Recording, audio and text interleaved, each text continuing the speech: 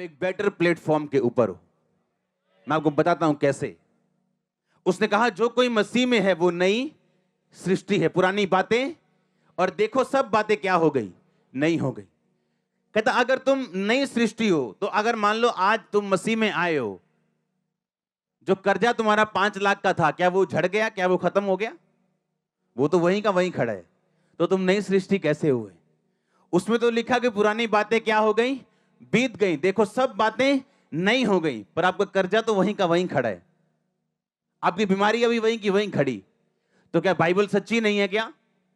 इसलिए कहा जाता है अगर आप बाइबल को अंदर के आदमी से नहीं पढ़ोगे और होली स्पिरिट से नहीं पढ़ोगे, आपको उसकी समझ नहीं आएगी। पुरानी बातें बीत गई, इसका मतलब वो कर्ज, वो श्राप, वो डेवल, वो दुष्ट आत्मा, वो पाप, वो कमी जिसकी वजह से वो कर्जा था, वो बीत चुका है क्योंकि तुम मसीह में हो। इसका मतलब ये अपने आप नहीं होगा, आपको इस पे वर्कआउट करना पड़ेगा क्योंकि अभी आप अलग हो चुके हो। आप पुराने नहीं हो। आप पुराने थे जब आप कोई काम करते थे और वो सफलता नहीं मिलती थी, अब ऐसा नहीं होगा। आपका डीएनए चेंज कर दिया जा चुका, आप अलग हो। इसलिए उसने कहा पुरानी बातें क्या हो गई, बीत गई, और देखो सब बातें नई हो गई, और सब नई बातें परमेश्वर की ओर से।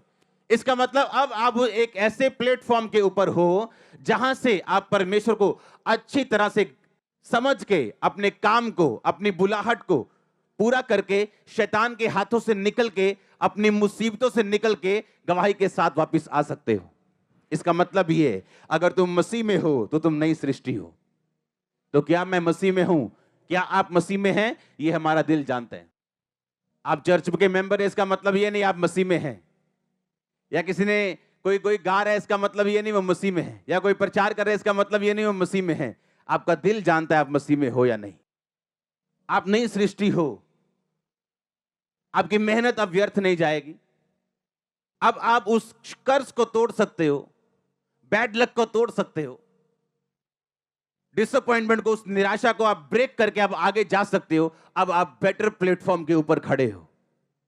अब आगे आपने सिर्फ काम करना है। आमीन। और ये कौन बताता है आपको? होली स्पिरिट। आपका बेटा बिगड़ रहा है, आपको मालूम है ये बिगड़ रहा है, और अगर आप नई सृष्टि हो, आप उस बिगड़े बेटे को अपनी प्रार्थना में रखोगे, आपका प्रेयर पॉइंट होगा वो।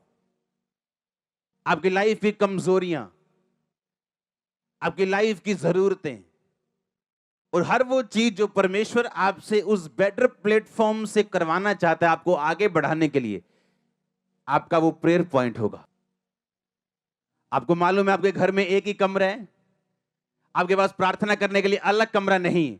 क्या ये आपका प्रार्थना का विषय है या नहीं? अगर ये प्रार्थना का विषय नहीं है तो आप बेटर प्लेटफॉर्म पे खड़े हो पर आगे कुछ नहीं कर रहे हो। आपको अपनी लाइफ को एनालाइज करना है, इसको जांचना और परखना है कि किस हिस्से को मैंने छोड़ना है और किस हिस्से को पकड़ना है ताकि मैं आगे बढ़ सकूं अपनी लाइफ में।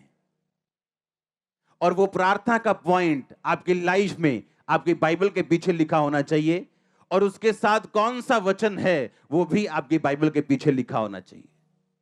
भजन संहिता में लिखा हुआ है तुझे दीर्घ आयु से तृप्त करूंगा और अपने किए हुए उद्धार को दिखाऊंगा।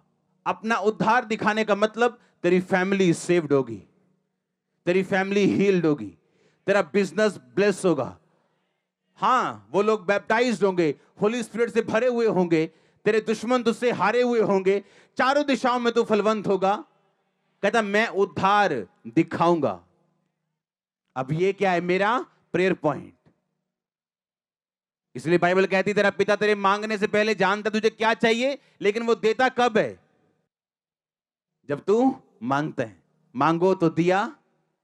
तो क्या आपको ये मालूम है आपको मांगना क्या है? आपका प्रेयर पॉइंट क्या है? आज जो आपकी रियल प्रार्थना की जरूरत है, जिस विषय में आपको करनी है, 90% आप भूलते हो जब आप प्रार्थना करने वक्त बैठते हो, क्योंकि ये एक काम है। अगर अपना काम आप परफेक्ट तरीके से नहीं करोगे, आपका रिजल्ट परफेक्ट नहीं होगा। आप बेटर प्लेटफॉर्म के ऊपर हैं, इसमें कोई शक नहीं, लेकिन उसके बाद काम क्या? काम ये आपने अपने प्रेयर पॉइंट्स को ढूंढना है। आमीन। वो आपको रियलाइज होगा आपकी डेली लाइफ में, क्योंकि ये आप वर्कआउट कर रहे हो। आप एक ऐसी पब्लिक की तरह नहीं हो कि जो सिर्फ ऊपर देख रही है और परमेश्वर कह रहा है कि मैंने सारे अधिकार कलीसिया को दिए। एक बंदा परमेश्वर से बात कर रहा है, खुदा का दास, और शैतान आके बीच में शोर मचा रहा है, उसको बात सुननी बंद हुई और वो अंदर से गुस्सा कर रहा है कि खुदावन तू इसे दूर क्यों नहीं करता। और जब कुछ नहीं हुआ, खुदावन ने कुछ नहीं किया, तो अंदर से गुस्सा होकर शैतान को बोलता है, शैतान भाग जा यहां से, और वो चला गया। यीशु मसीह की बात सुननी शुरू हो गई और यीशु मसीह ने पूछा, प्रभु तूने उसे दूर क्यों नहीं किया। प्रभु ने कहा, मैंने अपने अधिकार कलीसिया को दिए, अब मैंने दूर नहीं करना, तुमने करना है। आमीन। अब आपने करना है, और जिस विषय पे आप काम करेंगे वो विषय आपकी लाइफ में फलवंत होगा। आमीन।